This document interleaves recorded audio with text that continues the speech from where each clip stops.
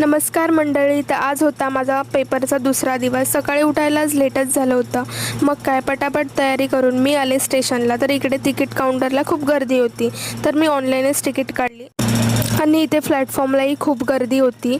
आणि एक दादा जो ट्रेनला इतकी गर्दी असतानाही चढत होता. ट्रेनमध्ये बघा जागाही नाही. मग काय आम्ही ही गर्दी बघून लेट होईल म्हणून रिटर्न ट्रेन केली. आणि पेपर देऊन झाल्यावर खूप भूक लागली होती. तर आम्ही फ्रँकी खायला गेलो आणि बसची वाट बघत असताना आम्हाला एक शेअर ऑटो मिळाली. मग स्टेशनला पोचलो. ट्रेन पकडली तर होती विरार.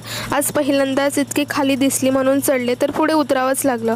मग काय अंधेरीला उतरून मी पकडली दुसरी ट्रेन. स्टेशनला पोचले आणि आज ही बसला ही गर्दीच होती. उतरताना त्याच बसमध्ये मग भेटले पप्पा. मग आम्ही सोबतच घरी आलो.